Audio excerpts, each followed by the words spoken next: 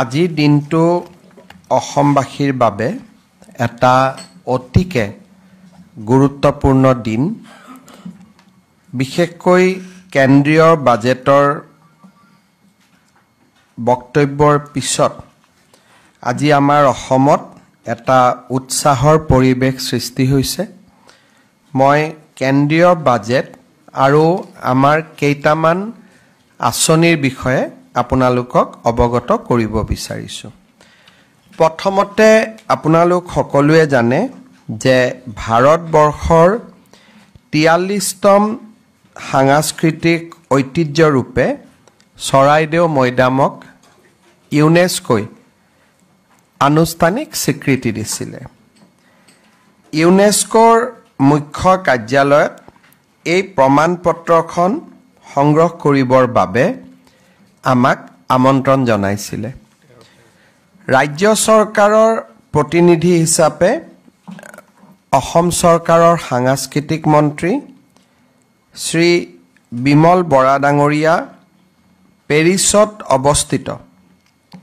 ইউনেস্কোৰ মুখ্য কাৰ্যালয়ৰ পৰা 13 জানুৱাৰী 2025 তাৰিখে ইউনেস্কোৰ প্ৰমাণপত্ৰ বিশ্ব সাংস্কৃতিক ঐতিহ্যৰে চৰাইদেউ মৈদাম তাক আনুষ্ঠানিকভাৱে সংগ্ৰহ কৰে আৰু এই স্বীকৃতিৰ যিখন মূল প্ৰমাণপত্ৰ আমি অসমে আনুষ্ঠানিকভাৱে লাভ কৰিবলৈ সক্ষম হওঁ। এই আনুষ্ঠানিক পত্ৰখন বা আনুষ্ঠানিক প্ৰমাণপত্ৰখন অসম চৰকাৰে উপযুক্তভাৱে সংৰক্ষণ কৰিব। চৰাইদেউ মৈদামতো পৰিব্ৰাজকসকলে ইয়াৰ ওপৰত দৃষ্টি নিক্ষেপ কৰিব পাৰিব আৰু অসম সচিবালয়টো আমি ইয়াক সংৰক্ষিত কৰিম। মই পুনৰ এবাৰ চৰাইদেউ মৈদামক বিশ্ব ঐতিহ্য ক্ষেত্ৰলৈ লৈ যোৱাৰ বাবে অসম চৰকাৰৰ বিষয়া কৰ্মচাৰী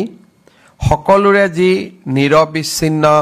সাধনা আছিল 3টা বছৰৰ, আজিৰ দিনটোত পুনৰ এবাৰ সকলোকে মই কৃতজ্ঞতা জনাইছোঁ। ৰাজহ বিভাগৰ 2টা অতিকে গুৰুত্বপূৰ্ণ সংস্কাৰ আজি আমি বাস্তৱত ৰূপায়ণ কৰিবলৈ সক্ষম হৈছোঁ। আপোনালোকে সকলোৱে জানে যে আমাৰ যিকোনো সম্পত্তিৰ লেনদেন কৰিলে আমি এখন ডিড বনাব লাগে। সেল ডিড বুলি কওক, মৰ্টগেজ ডিড বুলি কওক, লিজ ডিড বুলি কওক। সাধাৰণতে এই ডিড শব্দটো আমি শুনি থাকোঁ কাৰণ এই ডিডখনেই পঞ্জীয়ন কৰাৰ পিছত ই যিকোনো এটা ট্ৰেনজেকশ্যন বা বিনিময়ক চৰকাৰী ৰূপ পায় বা পঞ্জীয়ন হয় আৰু তাৰ পিছতে লেনদেন সম্পূৰ্ণ হয়। কিন্তু যোৱা কেইদিনমানত আমি দেখা পাইছোঁ যে আমাৰ মেনুৱেল ব্যৱস্থা থকা বাবে পুৰণা বহীৰ পৰা পাত ছিঙি দিয়া, পুৰণা বহীৰ ওপৰত নাম অংকন কৰা, বিভিন্ন ধৰণৰ খেলি মেলি আমি আমাৰ পঞ্জীয়কসকলৰ কাৰ্যালয়ত আমি দেখা পাইছিলোঁ। বিশেষকৈ গুৱাহাটী মহানগৰীত মাটি বাৰীক লৈ এনে বহুবোৰ সমস্যা আমাৰ সন্মুখত নিত্য নৈমিত্তিকভাৱে আহি পৰে আৰু বহু সময়ত দলিল হেৰাই যোৱা বুলি কোৱাৰ পিছত যদি প্ৰথম চেল হৈছিল, দ্বিতীয় চেল হৈছিল, তৃতীয় চেল হৈছিল, চতুৰ্থ চেল হৈছিল, যদি দ্বিতীয় চেলৰ ডিডখন হেৰাই যায় তেতিয়াহ'লে প্ৰথম আৰু তৃতীয় মানুহজনে যদি লগ লাগি লয় আৰু কয় যে মই দ্বিতীয়জনক চেল কৰাই নাছিলোঁ, তেতিয়া প্ৰথম আৰু তৃতীয়জনৰ চেলটোৱেই প্ৰথম চেল ধৰণে দেখা যাব। এই গোটেইবোৰ অসুবিধাৰ প্ৰতি লক্ষ্য ৰাখি আমি NGDRS পৰ্টেলত এটা ব্যৱস্থা কৰিছিলোঁ যে আমি ইয়াতে বহি বিভিন্ন ধৰণৰ ডিড আমি নিজেই বনাব পাৰিম বা উকিলসকলেও বনাই দিব পাৰিব, আমি নিজেও বনাব পাৰিম। ডিডখন ইয়াৰ জৰিয়তে আমি চৰকাৰী কাৰ্যালয়লৈ প্ৰেৰণ কৰিব পাৰিম। চৰকাৰী কাৰ্যালয়ে নিৰ্দিষ্ট সময় দিব, সেই সময়ত দুই পক্ষ উপস্থিত থাকিব। ডিডত ডিজিটেল পদ্ধতিৰে স্বাক্ষৰ হ'ব আৰু ডিডখন সদায়ৰ বাবে NGDRS পৰ্টেলত সংৰক্ষিত হ'ব। ই এটা ভুক্তভোগী আমি যিসকলে ইয়াৰ ভুক্তভোগী নহয় তেওঁলোকৰ কাৰণে ই বহুত ডাঙৰ এটা কথা নহব পাৰে বা যিসকল ভুক্তভোগী তেওঁলোকৰ কাৰণে ই এটা বহুত ডাঙৰ সমস্যাৰ সমাধান বুলি ক'ব পাৰি আজিৰ পৰা অসমত ই-ডিড প্ৰক্ৰিয়া আৰু ই-ডিডৰ সৈতে জড়িত ইলেক্ট্ৰনিক পঞ্জীয়ন ব্যৱস্থা আৰম্ভ হ'ব এটা স্থায়ী ৰেকৰ্ড নিৰ্মাণ হ'ব দ্বিতীয়তে আপোনালোকে জানে যে সময়ে সময়ে অসম চৰকাৰে ৰাজহ সংক্ৰান্তীয় গোচৰবিলাক নিষ্পত্তি কৰিবৰ কাৰণে আমি ৰাজহ আদালতৰ ব্যৱস্থা ৰাখিছোঁ কিন্তু ৰাজহ আদালতৰ গোটেই ব্যৱস্থাটো মেনুৱেল আছিলে এতিয়া আমি গোটেই ৰাজহ আদালতৰ গোচৰখিনি আমি এটা পৰ্টেলৰ জৰিয়তে মেনেজ কৰিম আমি গোচৰ নিজেই পঞ্জীয়ন কৰিব পাৰিম ঘৰত বহি নিজেই ঘৰত বহি ৰাজহ আদালতৰ ডেট আমি গম পাম আৰু যিয়ে আমাৰ সিদ্ধান্ত নহওক কিয় সিদ্ধান্তটো এই পৰ্টেলতে স্থায়ীভাৱে সংৰক্ষিত হ'ব তাৰমানে ৰাজহ আদালতৰ end to end from the time of registration of the case and up to the judgement delivery এই গোটেই ব্যৱস্থাটোক ৰেভিনিউ কোৰ্ট কেছ মেনেজমেণ্ট ছিষ্টেমৰ জৰিয়তে আমি ইয়াত এক প্ৰকাৰ ক'ব গ'লে আমি স্থায়ীভাৱে ইয়াক ৰাখি থোৱাৰ ব্যৱস্থা কৰিম সেই ৰেভিনিউ কোৰ্ট মেনেজমেণ্ট ছিষ্টেমটো আমি যোৱা 3.5 বছৰত কৰি অহা ৰাজহ বিভাগৰ যি সংস্কাৰ সেই সংস্কাৰত ই এক গুৰুত্বপূৰ্ণ ভূমিকা গ্ৰহণ কৰিব আমি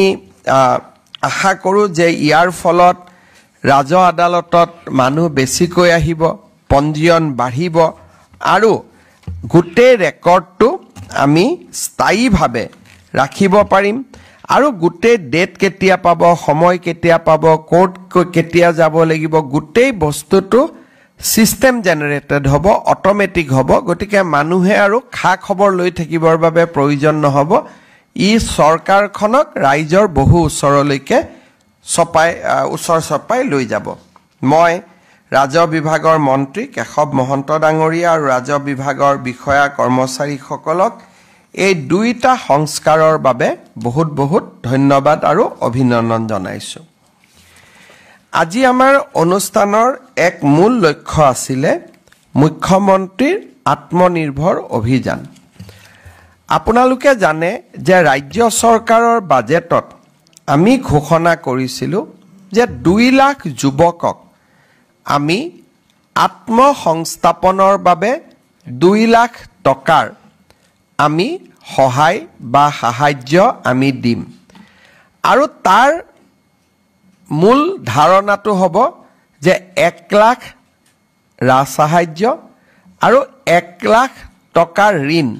কিন্তু ঋণো খুব 5 বছৰত সৰু সৰু ইনষ্টলমেণ্টত উইদাউট ইণ্টাৰেষ্ট আমাক উভতাই দিব তাৰমানে এটা মাহত খুব বেছি ক'ব গ'লে 4,000 টকা ইনষ্টলমেণ্ট হ'ব আৰু তাত কোনো সুদ নাথাকিব 2 লাখ টকালৈকে যোৱাৰ 2 লাখ যুৱকলৈকে যোৱাৰ আগতে আমি প্ৰাৰম্ভিকভাৱে 25,000 যুৱকক এই সাহায্য আগবঢ়াইছিলোঁ তেওঁলোকক প্ৰথমতে আমি যোৱা বছৰ 1 লাখ টকা আগবঢ়াইছিলোঁ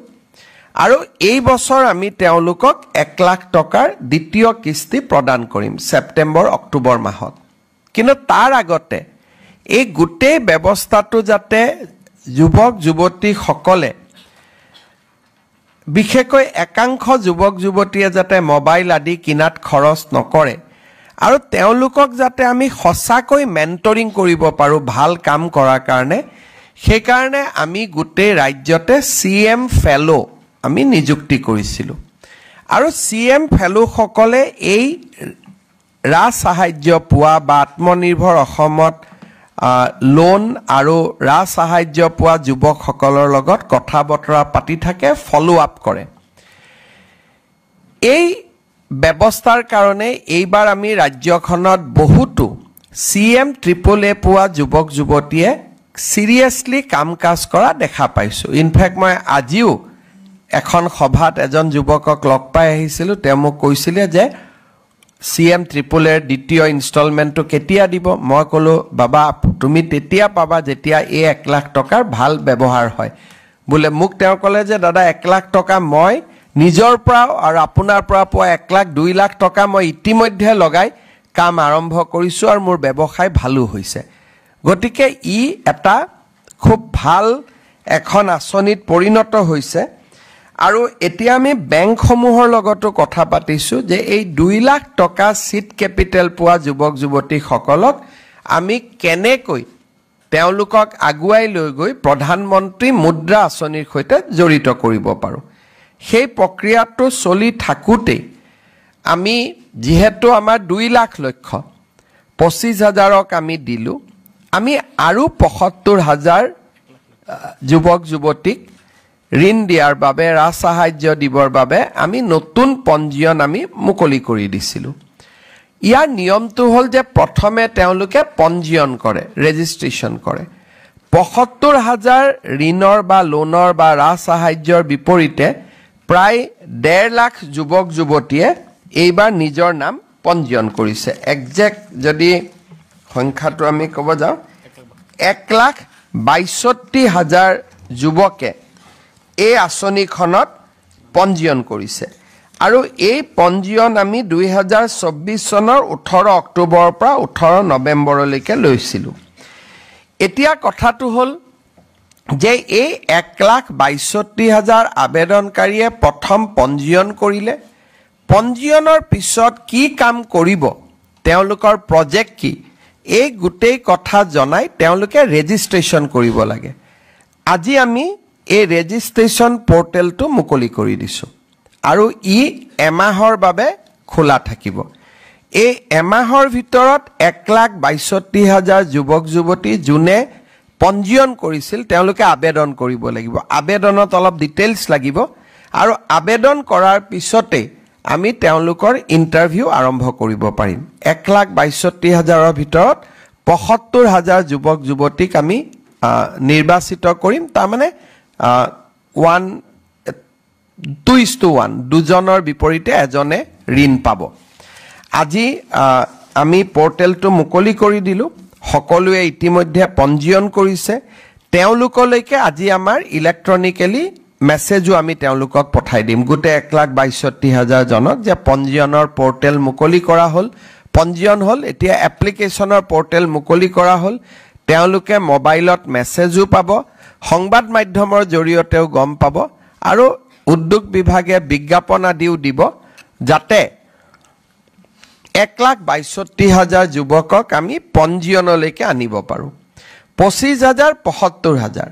এই দুইটা আঁচনি যদি আমি সফল কৰিব পাৰো আৰু টকা পইচাৰ যদি অপব্যয় হোৱাৰ বাতৰি নাহে তেতিয়ালে ভৱিষ্যতে আৰু 1 লাখ যুৱক যুৱতীৰ কাৰণে আমি ৰাস্তা খুলি থৈছো গতিকে এই আঁচনিখন সফল হোৱাটো অতিকে প্ৰয়োজনীয় মই এতিয়া আপোনালোকক আজি প্ৰধানমন্ত্ৰী নৰেন্দ্ৰ মোদী ডাঙৰীয়া আৰু বিত্তমন্ত্ৰী নিৰ্মলা সীতাৰমণ ডাঙৰীয়ানিয়ে যি বাজেট লোকসভাত প্ৰস্তাৱ কৰিলে সেই বাজেটখনৰ ওপৰত মই কেইটামান কথা আপোনালোকক ক'ব খুজিছো বাজেটত দেশৰ বাবে এইবাৰ 10.1% গ্ৰোথ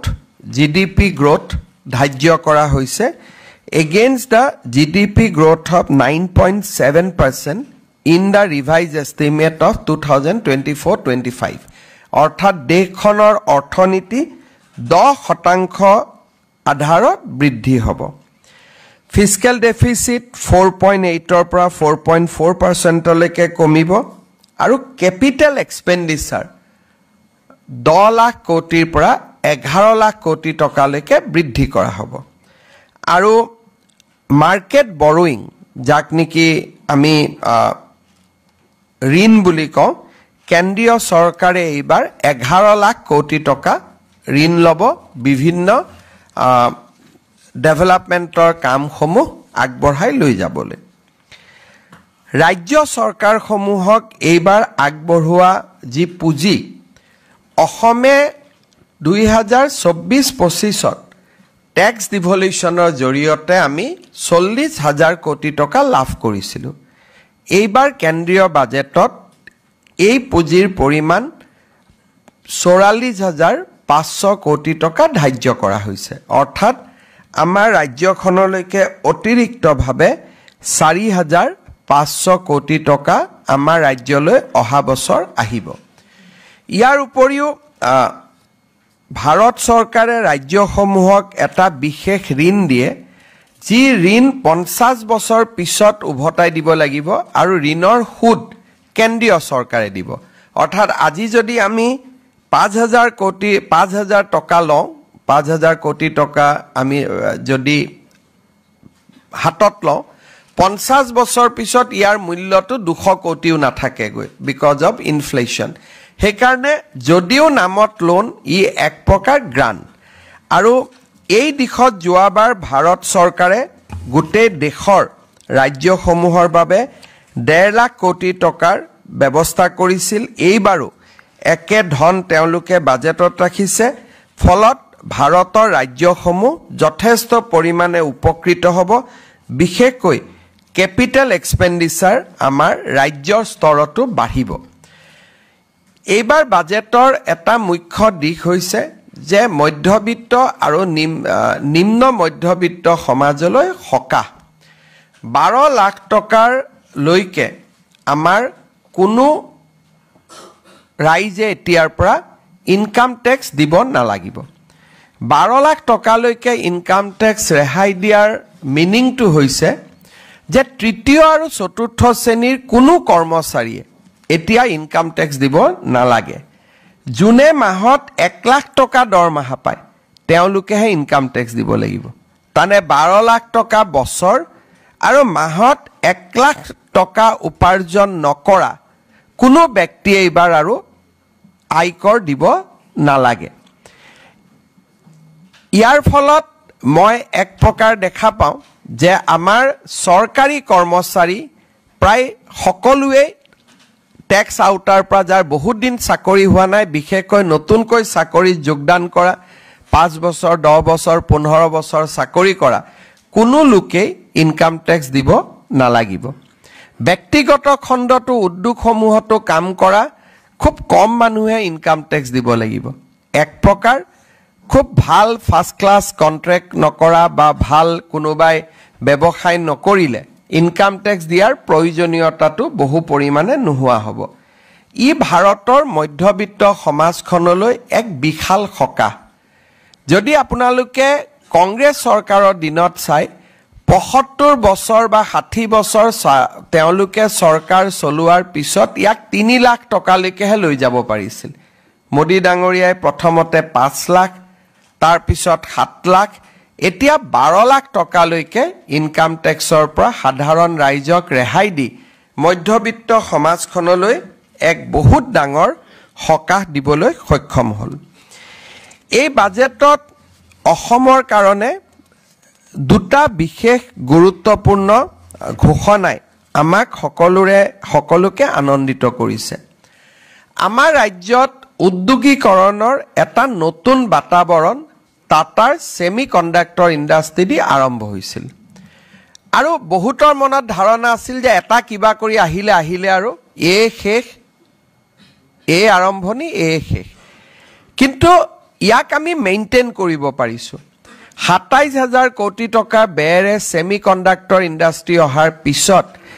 এইবাৰ প্ৰায় 12,000 কোটি টকা বেৰে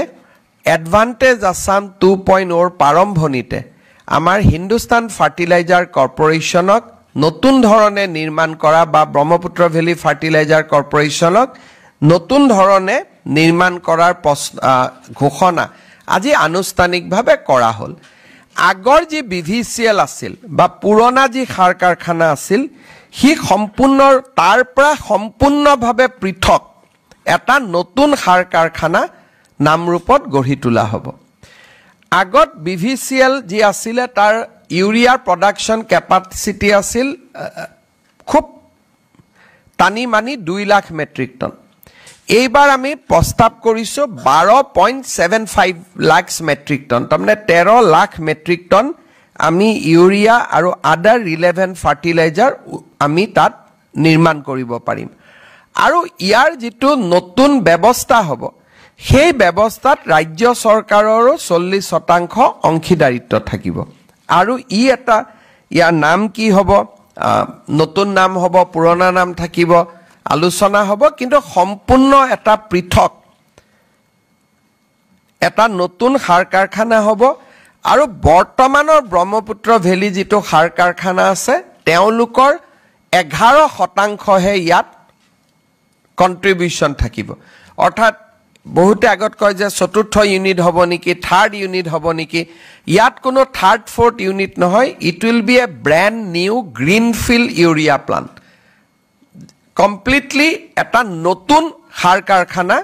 নতুন টেকনলজি দি নতুন ইকুইপমেন্টেৰে ইয়াক নিৰ্মাণ কৰা হ'ব আৰু আমি ভাবো যে এডভান্টেজ অসমৰ সময়ত আৰু এটা সঠিক ৰূপ আমাৰ সন্মুখত আহিব কেন্দ্ৰীয় মন্ত্ৰী নিৰ্মলা সীতাৰমণ ডাঙৰীয়ানী সাৰ আৰু ৰাসায়ন বিভাগৰ মন্ত্ৰী জেপি নাড্ডা আৰু ভাৰতৰ প্ৰধানমন্ত্ৰী নৰেন্দ্ৰ মোদী ডাঙৰীয়াক মই বিশেষভাৱে ধন্যবাদ জনাইছো আজিৰ কেন্দ্ৰীয় বাজেটত অসমৰ বানপানীৰ সমস্যাৰ সমাধানৰ ক্ষেত্ৰত নিৰন্তৰ সহযোগিতাৰ কথা আকৌ এবাৰ কেন্দ্ৰীয় বিত্তমন্ত্ৰী ডাঙৰীয়ানীয়ে উল্লেখ কৰিছে মই তেখেতক ইয়াৰ বাবে ধন্যবাদ জনাইছো ইয়াৰ উপৰিও বহুবোৰ ঘোষণা আছে যেনে 50 টুৰিষ্ট ডেষ্টিনেশ্যন আৰবান টাউন প্লেনিংৰ ওপৰত যি চ্যালেঞ্জ পদ্ধতিৰে তেওঁলোকে পুঁজি যোগানৰ কথা কৈছে এই গুটেইবোৰত ইতিমধ্যে অসম বহুখিনি আগবাঢ়ি আছে আৰু আজিৰ বাজেটত কেন্দ্ৰীয় চৰকাৰে আগবঢ়োৱা state support for state for infrastructure বহু দিনৰ পৰা জল জীৱন মিছনৰ ঠিকাদাৰ সকলে টকা পোৱা নাই যি কথা আছিল জল জীৱন মিছনক আনুষ্ঠানিকভাৱে 2028 লৈ সম্প্ৰসাৰণ কৰা সিদ্ধান্ত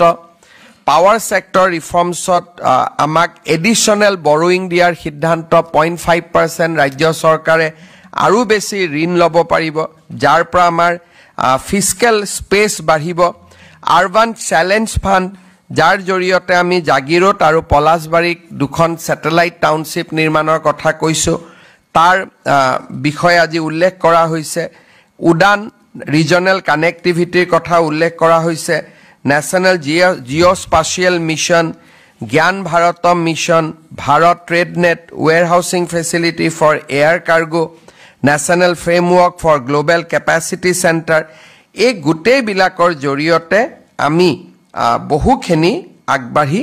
যাব পাৰিম আৰু প্ৰত্যেকটো আঁচনিৰ সুফল আমি অসমলৈ লৈ আহিব পাৰিম मैं आज जो भारत की सम्मानीय वित्त मंत्री निर्मला सीतारमण जी ने जो बजट पेश किया है वो बजट का सारे जो प्रस्ताव है सारे प्रस्ताव को मैं स्वागत करता हूं खास करके 12 लाख रुपया तक जिसका सालाना इनकम होते हैं सारे लोगों को इनकम टैक्स का स्लैब से बाहर करके मध्यम वर्ग और निम्न मध्यम वर्ग को काफी बड़ा relief central finance minister Shrimati Nirmala Sitharaman ji ने दिए हैं मैं इसका कारण फाइनेंस मिनिस्टर जी को बहुत बहुत धन्यवाद देता हूं निर्मला जी को बहुत बहुत धन्यवाद देता हूं असम में एक 12,70,000 मेट्रिक टन कैपेसिटी वाले एक फर्टिलाइजर फैक्ट्री निर्माण का बाद बजट में घोषणा किया गया है ये हमारे इंडस्ट्रियलाइजेशन प्रोसेस को बहुत बड़ा ताकत देगा मैं निर्मला जी को इस ये फर्टिलाइजर प्लान के कारण भी बहुत बहुत धन्यवाद देता हूं साथ में डिवोल्यूशन में जो फंड है इसको 13% इंक्रीज किया गया है कैपिटल के लिए जो हमारे 50 साल का जो जीरो इंटरेस्ट वाला लोन है इसको भी कंटिन्यू करने के लिए भारत सरकार ने निर्णय लिया है पावर सेक्टर रिफॉर्म का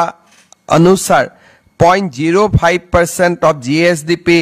एडिशनल बोरोइंग स्टेट को देने का बात किया है। Urban challenge fund 1 lakh crore रुपया से निर्माण करने का बात किया गया है। जल जीवन मिशन को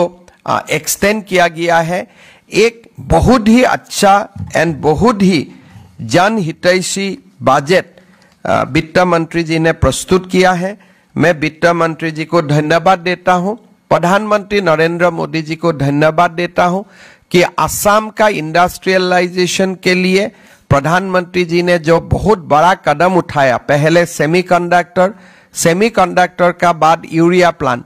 लगता है जो हम सपना में भी हमारे ये सब नहीं होते थे। हमारे जो असम वासियों का जो सपना थे, सपना से भी 2 कदम आगे जाके प्रधानमंत्री जी ने असम और उत्तर पूर्व का विकास के लिए काम शुरू किया है। मैं प्रधानमंत्री जी को बहुत बहुत धन्यवाद देता हूं। आपनालोके जदि किबा खुदिब खोजे खुदिब। Mr. Chief Minister, a very happy birthday to you. My question is related to the budget itself. Today, it has been seen that it is a very development-oriented budget for the Northeast as a whole. And you have brought in some key reforms as far as policy measures are concerned yesterday. So do you think that this budget and the policy reforms that you have proposed yesterday will give a further boost to the proposed advantage as You see, we are working hand to hand along with the central government. So I am sure that before Advantage Assam 2.0, there will be series of announcement from the central government. So today's announcement is has come in a very right moment.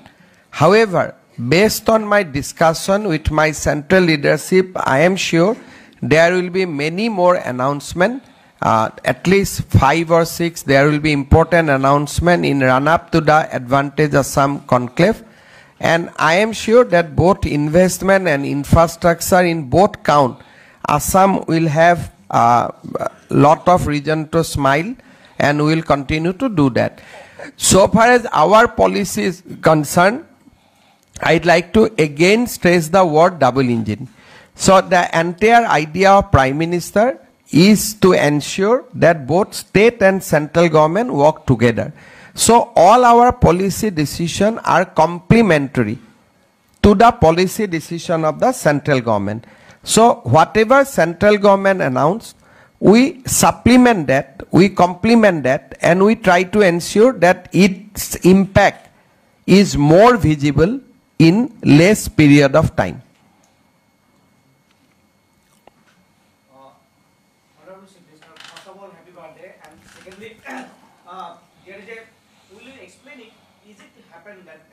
Budget, the fund allocated to BTR region has been less, and in compared to Karbi Anglong where it is increased, and Dima Hassan. You see, central government doesn't allocate any budget to BTR, Karbi Anglong and Dima Hassan. The budget is allocated by the state government. So state government, before deciding the budgets, we invite BTR, Karbi Anglong, Dima Hassan, everybody for a discussion. And then we allocate budgets. But for hill area, as construction of road, building is very challenging, so obviously we allocate more money to Hills Council, or we give more money to hill area, because the cost of construction in plains and hills are different. So if you can construct 1 kilometer road with 1 crore in Guwahati, Kamrup, Nalbari, Kokrajhar, you need 1.30 crores in Dima Hassan. So state government always judiciously act, because we need to ensure equitable development in all our council area.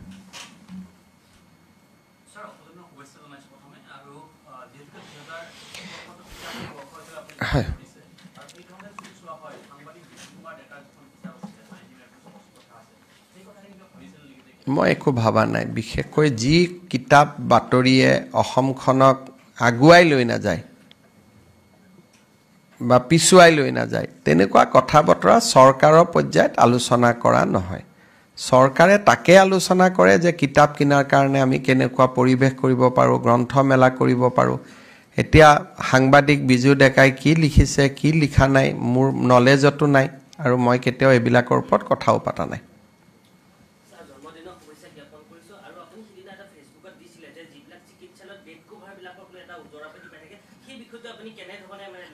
চক আমি সব কথাটো কৰা সম্ভৱ নহয়, কিন্তু Guwahati medical college আৰু Nalbari medical কলেজত আমি এটা নতুন আঁচনি লৈছোঁ যে প্ৰত্যেক দিনাৰ বেড কভাৰত সেই বাৰটো লিখা ৰাখিব। তেতিয়া এজন পেচেণ্টে ক'ব পাৰিব যে আজিতো বুধবাৰ, গতিকে বেডশ্বীটখনত বুধবাৰ লিখা থাকিব লাগে। নেক্সট দিনা বৃহস্পতিবাৰ লিখা থাকিব। তাৰ মিনিং এইটোৱে হ'ব যে এখন বেড কভাৰ দুদিন ইউজ নহ'ব, এখন বেড কভাৰ এদিনে ইউজ হ'ব। কিন্তু সকলো হস্পিটালত এইটো কৰা সম্ভৱো নহয়, কাৰণ তাৰ কাৰণে ৱাশ্বিঙৰ ছিষ্টেম লাগিব, বহুত বেছি চাফ চিকুণতা লাগিব। আমি অসমৰ মেডিকেল কলেজখিনিত এই ব্যৱস্থাটো প্ৰৱৰ্তন কৰাৰ বাবে চিন্তা কৰিছোঁ, আৰু ইতিমধ্যে নলবাৰী আৰু গুৱাহাটী মেডিকেল কলেজত ইয়াক প্ৰৱৰ্তন কৰা হৈছে। Happy birthday, sir. This is my question related to union budget. LOP leader Rahul Gandhi has stated that budget is a temporary band-aid to a bullet wound, and it is a very short-sighted budget. So what will be your reaction? I think Congress party should not criticize this budget at all. They should see how much they have granted relief to the middle class. Even after ruling our country for 60 years, they could not increase the slab of income tax relief beyond rupees 5 lakhs. Today, Honorable Union Finance Minister has not only exempted middle class, both lower middle class, upper middle class, from the tax net, giving a huge relief. She also granted more devolution to the states. She has talked about various technology. She talks about agriculture, and she has reduced prices of various medicines related to the cancer treatment. So this budget has everything for agriculturists, for farmers, for workers, for students, for states, for middle class, for lower middle class. So I think these comments are politically motivated, reflects Rahul zero knowledge on the economy of a country. ঠিক আছে, হ'ব, সকলোকে ধন্যবাদ জনাই